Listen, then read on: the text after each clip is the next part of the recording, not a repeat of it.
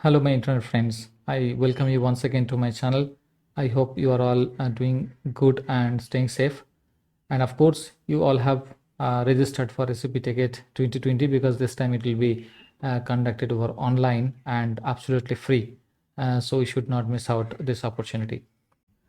So now heading back to our discussion, in this particular episode, what I'm planning to cover is like I'm getting various questions from my internet friends who probably started following up this Abapon Cloud learning series, and they started maybe in the mid of the journey, and they are missing out like where to start from. So I thought to create a dedicated video where I'll just mention all the video URLs in the description box. At the same time, I'll try to update you on the high level, like what exactly each video I created, how it is the what is the significance of that video. If you just watch this video, what exactly you are get to know out of it. So that pretty much I'll just do so that you can refer all the videos from the description box, of course, and you can switch over between views or videos rather, what that interests to you. So the intention was to create a full stack development or full stack application kind of where backend will be my RESTful app programming model and the front end built out with SAP UI5.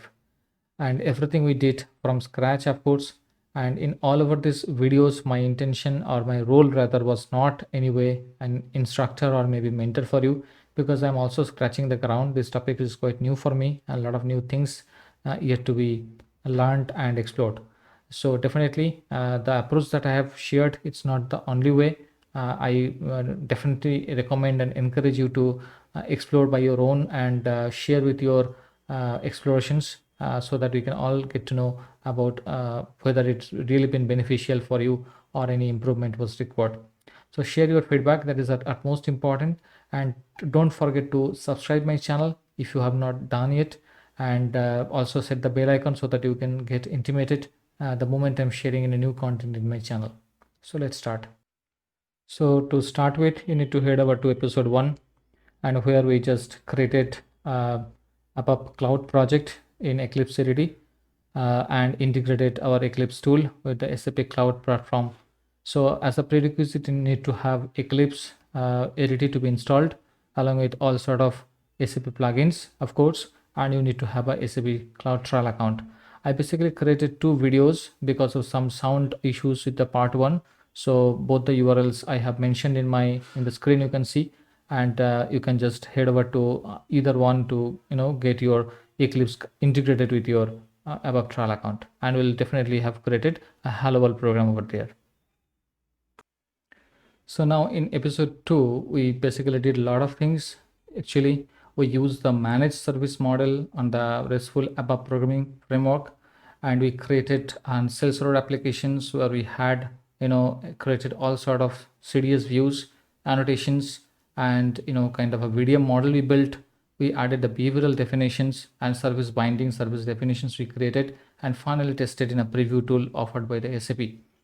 And these applications gives a very good understanding or conceptual understanding about how the managed model actually work, crude operations work. So we didn't write any single line of code for our create, update, delete, but it all managed by the managed model by the framework. So that is the important feature that we discussed in episode 2.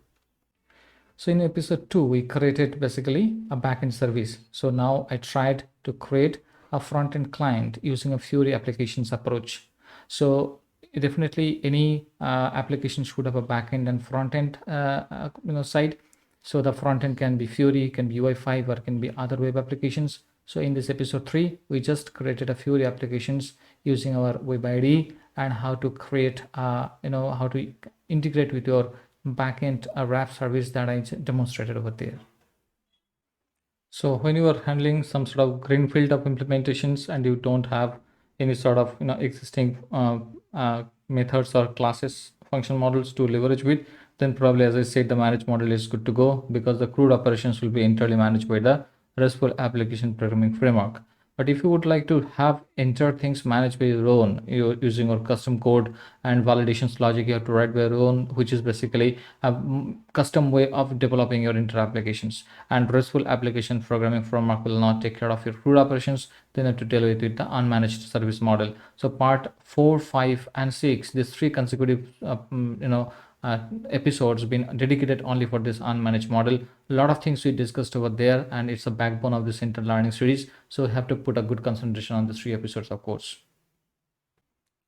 So part 7 and part 8 was all about the drafting. Means it's kind of a transient state that SAP will hold, and if user is creating a transactions and left off somewhere in between, then the state will be hold, so that user doesn't need to start from the scratch, but wherever he left off from there, he can continue for the in rest of the transactions for completions. It's a very fantastic and advanced topic. We implemented drafting on the managed service model, and that pretty much all dedicated for the part 7 and 8. So it's very interesting. You should not miss this out.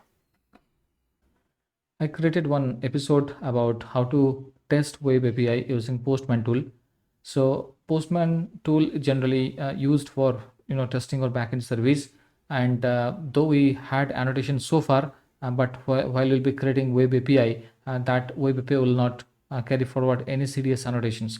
So testing on web API will not be possible using a preview tool.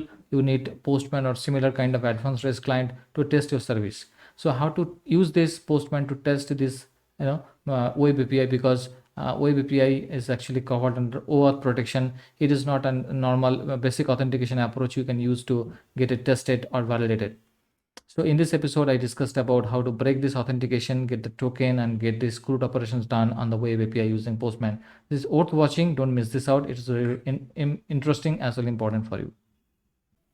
So next episode was on App Router. So this is basically a Node.js application which is required to authenticate our backend RESTful ABAP service, because it is covered under OAuth protection. So we use basically an XSUA, means trust and authentication management service, and to have this authentication done using App Router. So it's very important topic, because on which we have actually built successfully our UI5 application on top of our RESTful ABAP service as a backend. So worth watching, and you will get very good information, I guess. So don't miss this out. So part 10 was all about heading towards our full stack development, means the front end UI5 application development. So we basically just built our app router concepts in part 9, and part 10 was basically on top of that phase. We added our front end list view and those kind of scaffolding you can think through, or maybe the file structures we all created for our UI5 applications in part 10. So from here you can definitely get to know like how this UI5 application can be built easily from scratch. We didn't use any sort of UML generator, as I said.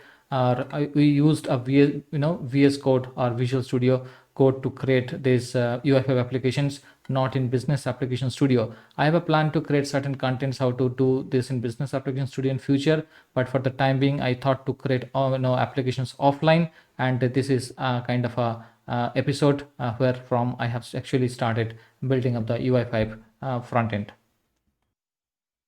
So in part 11 I tried to explore something on how to run App Router locally. The reason being, I was deploying if every single changes to cloud to test my application, and that is definitely was creating a good latency to my overall development experience. So I thought to how we can make our development completely offline in my local system, but at the same time accessing the cloud service, the RAP service, which is actually available in SAP Cloud. So from local, how we can access the cloud service, that was the overall intention. And as part 11, I just tried to explore and share. So it definitely will help you out for your overall development experience offline. So definitely you can watch it and you can implement in your project as well if you want.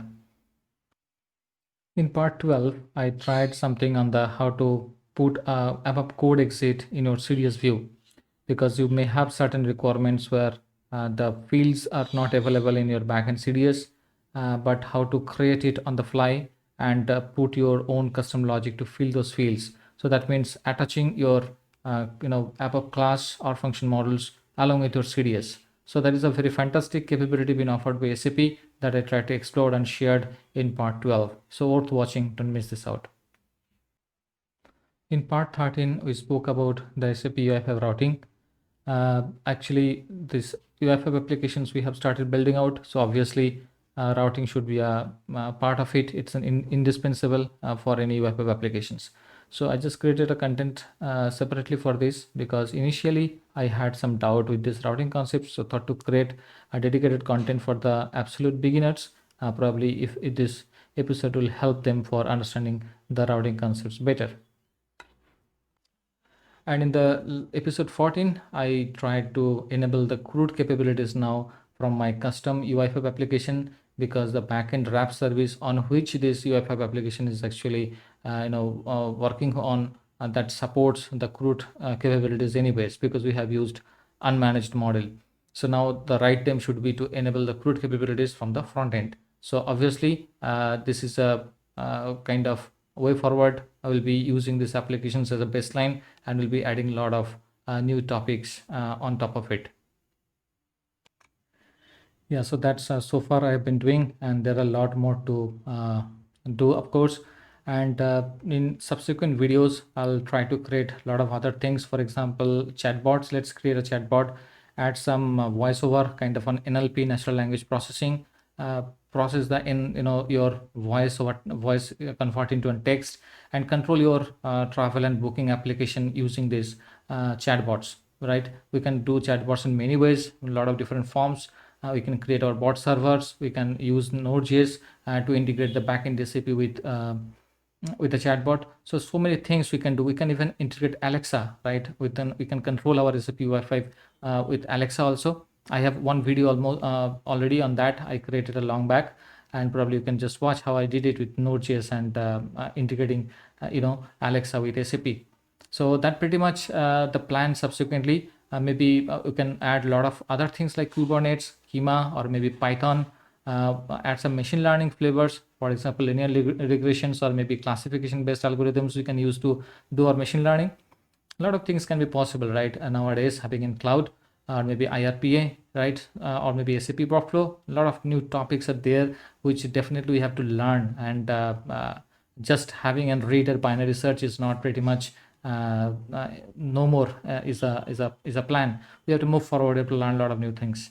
So stick around to this channel, subscribe this channel. Don't forget to set the bell icon, as you'll get notified the moment I release a new video. And of course, my request will be not just watching the content, rather you have to implement it actually, because the concepts which work for me, not necessarily it will work for you also, because it may depend on some system configurations and it failed. So you have to explore, you have to think around, you have to do some brainstorming, and by doing that exercise only you'll get to know how to make it work for you, right? So I hope you have enjoyed this episode, enjoyed this particular content, and see you soon in some next idea or maybe next explorations. Thanks for watching this video again. Bye.